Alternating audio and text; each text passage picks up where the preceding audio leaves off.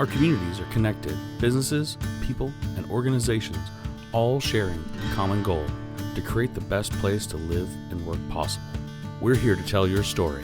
This is Your Network, powered by D&B Communications. Today we'll sit down with Ahimsa Safe Haven, located in Onsted, Michigan.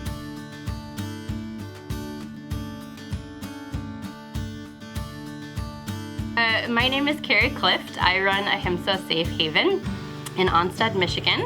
Ahimsa is actually a Sanskrit term that I learned in yoga class many years ago that literally broken down means non-injury, but it's used in yoga and throughout the rescue community as a term meaning non-injury to everything and everyone. So essentially compassion for all living things.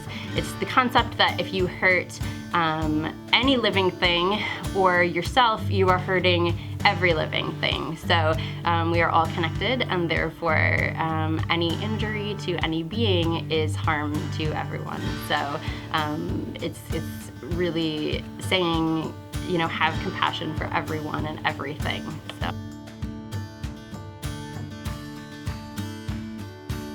I moved out here about 3 years ago. I wanted to start a farm sanctuary. I knew that I wanted to have land, have property, move someplace that I could bring additional animals. I didn't have a clue what I was doing. I didn't know what those animals were going to be yet. I just knew that I wanted to help somehow. So bought 10 acres, moved in here. Within, gosh, like a month, I think like 7 cats had showed up.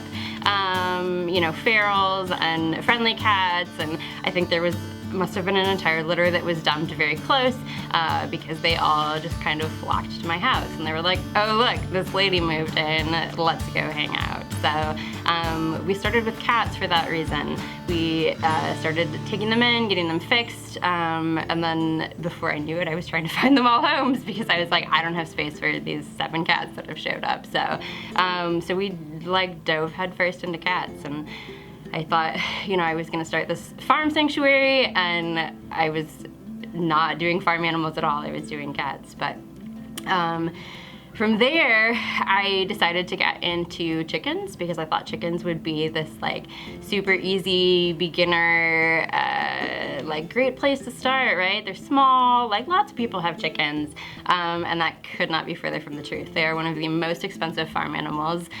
They have to go to exotics vets rather than like a farm vet because farm vets are more interested in flock health and don't have the understanding of like individual chicken needs. So their vetting is probably 10 times more than most farm animals.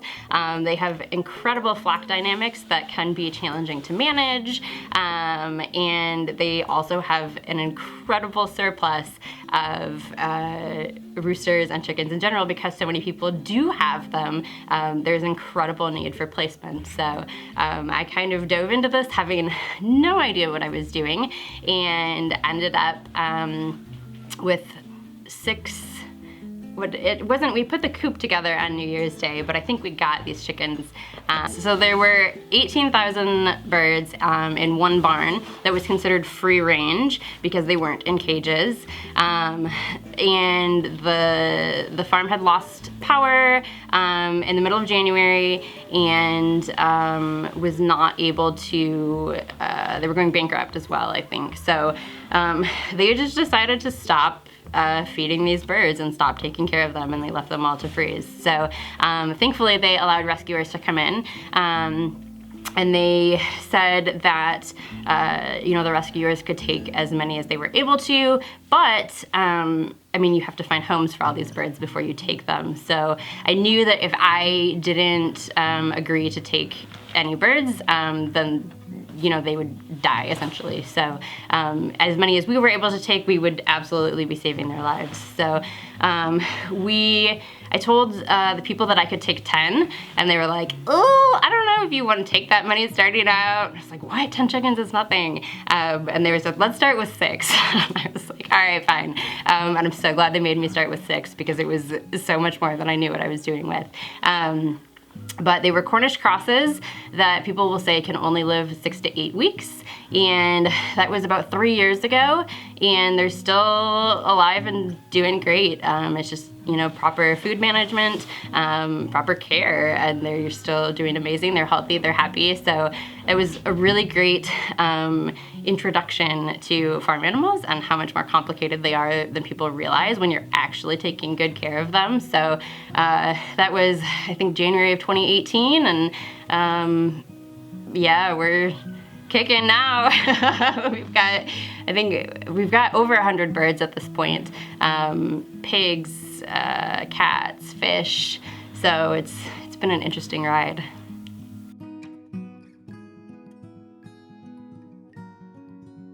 So I went to Michigan State studying French.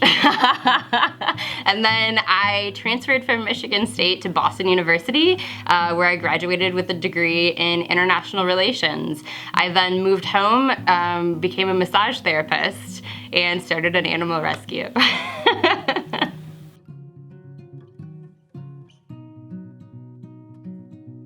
So we are in the feline leukemia building right now. We have 11 feline leukemia cats currently. There's a lot of misunderstanding in not just the general population, but even among vets and humane societies and other rescues about what's involved with feline leukemia. And these cats get diagnosed, and a lot of times they get immediately put down, and people think it has to be a death sentence, and it doesn't at all. They can live very long, very healthy lives. We've got cats in here who we've had for 3 years, and they're still completely fine. They do tend to have a weakened immune system, so there is a little bit of higher management as far as their health goes, a few more vet visits and just kind of really keeping a close eye on them.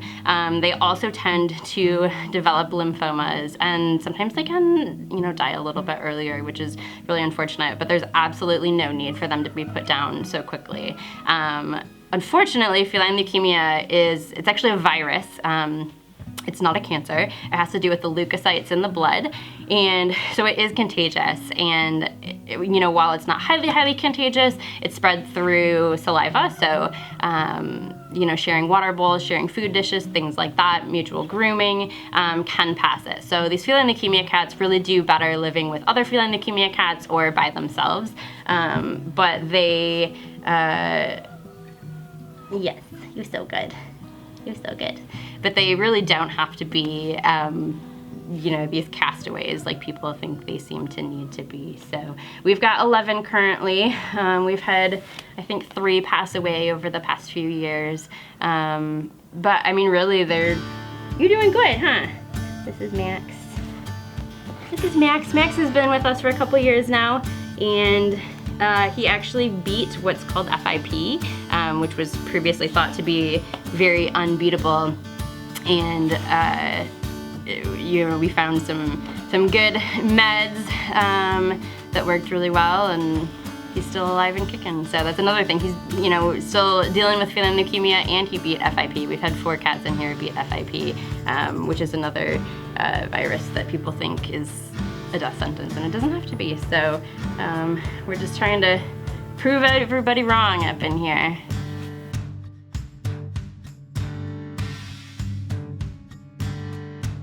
So our very first feline leukemia cat, I don't know where he is, our very first feline leukemia cat was Jack. He's a little orange boy. We were just doing adoptables to come in, got him tested. We test all the cats that come through here for feline leukemia, and he tested positive. And we did everything through the Humane Society, and they called and said, they call mid-afternoon, and and it's like the Humane Society's calling you, something's wrong. And they said, we tested Jack for feline leukemia, and he tested positive. And I didn't know anything about it at the time, and I was like, okay, be there at 4 to pick him up, thanks. And when I went to pick him up, they thanked me for not putting him down. And I was like, well, why would I put him down?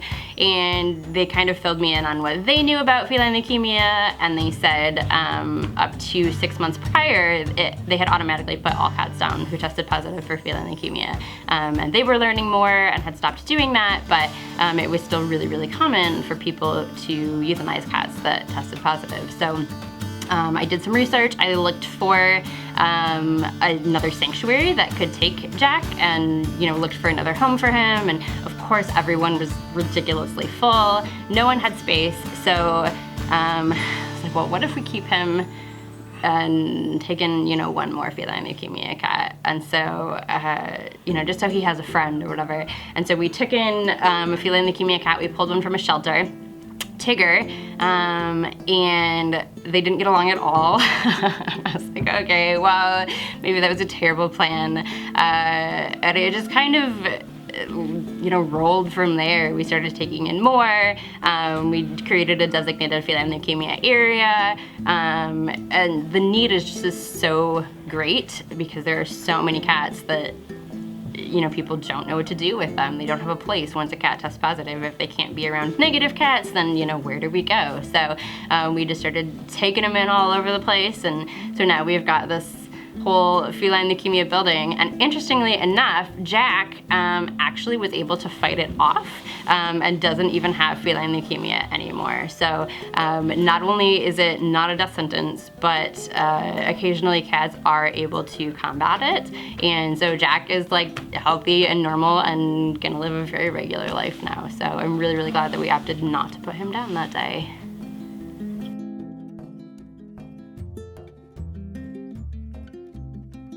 Oh, pure chaos. It looks like pure chaos. Nothing is ever really the same, to be completely honest. I start out by letting out all the chickens in the morning, getting everybody fed, feed the pigs, feed the fish, feed everyone under the sun. But really from there, everything is so different. It depends on, people will call and say, oh, I've got this cat that I need help with, or oh, can you come here? Like, we've got a couple animals that we're going to look at tomorrow, like one county over, that we need to, make sure they're okay. Today I've got a vet appointment for a turkey and a rooster. So that's what we'll be doing this afternoon, is we go to Toledo. All our vet appointments are like an hour away for these exotics vets. So we'll head down there this afternoon. I have to go pick up pumpkins. People are donating pumpkins, so I drive all over and pick up pumpkins for the animals. I'm a massage therapist as well, is how I actually make money, so I do have to work occasionally. So it really varies. There's a lot of differences every single day, but it's never the same. It never slows down. Every time I think that something might possibly go right, and I'm like, oh, I've got time to sit down for a second, and there's always someone who's gotten in a fight, or someone who's sick, or someone who needs extra attention or care for whatever reason. One of the vets called me yesterday that we use, and they said there's 2 potbellies that we might have to euthanize, but there's nothing wrong with them. The owner just doesn't want them anymore, and so she's like, can you take them? And I'm like, so we're actually still working on that, and I'm hoping that they'll be willing to surrender. But it's just there's never a dull moment ever. It's always crazy. So, and then it goes pretty much until sundown. All the chickens go to bed when it gets dark. So we just kind of keep going and going and going until it gets dark out. And for that reason, I actually thoroughly enjoy winter because it gets dark so much sooner. But yeah, after dark is when I'm really able to actually get some downtime and some calm, so that's nice.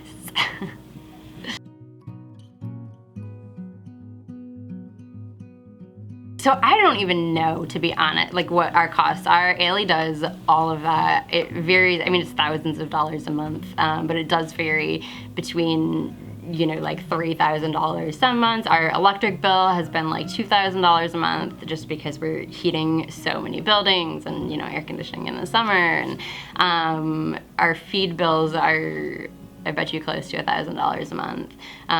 So the cost can be pretty astronomical. Vet care is by far the biggest obstacle and what we spend the most money on, just because we have so many animals and so many disabled and otherwise compromised animals. So our cats, you know, our cats can go to like regular vets, the cat and dog vets, and that tends to be a little bit cheaper, but there are so many vet visits that it definitely adds up. Our birds going to the exotic vets are easily $300, $400, $500 per visit, and like I'm taking 2 of them today, so it'll be exciting to see what that ends up being.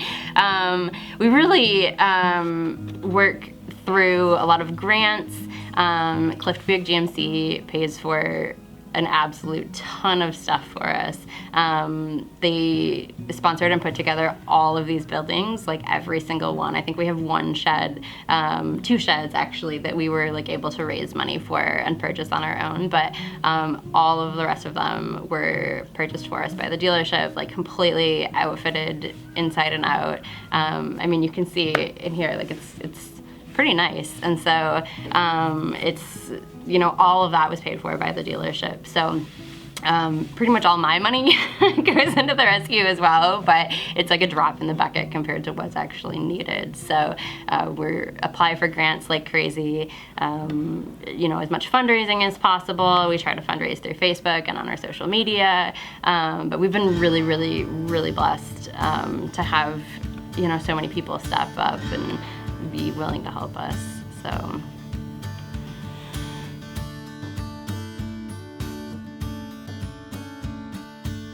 Yeah. So our volunteers have been really incredible.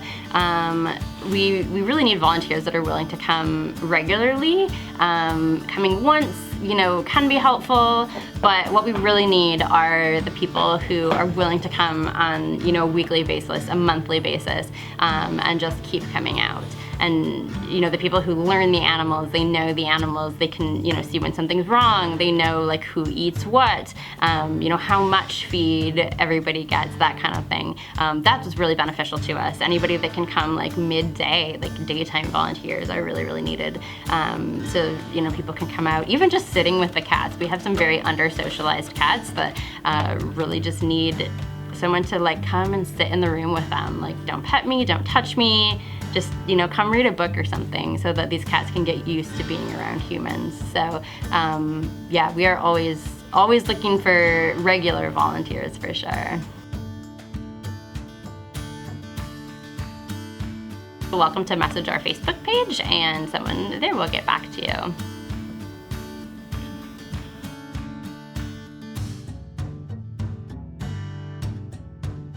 I have no idea.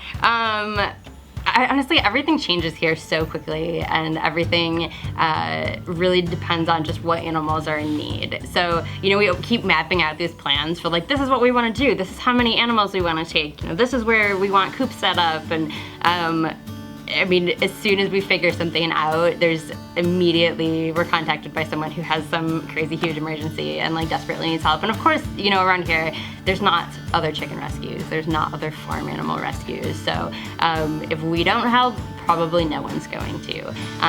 So, you know, everything changes really quickly. I think eventually we would like to take in other types of animals. You know, we've talked about doing like goats and sheep, and I have no idea if that will come to realization. I feel like right now the idea is so overwhelming, and we have plenty going on with just the animals that we have. But I mean, who knows? I, you know, never pictured myself taking in feline leukemia cats, and then now we have a whole building for them. Like, I didn't even know what feline leukemia was, and then, you know, now we like kind of specialize in that. So I think it really varies, and I have no idea what the future holds, but I think it'll be good either way.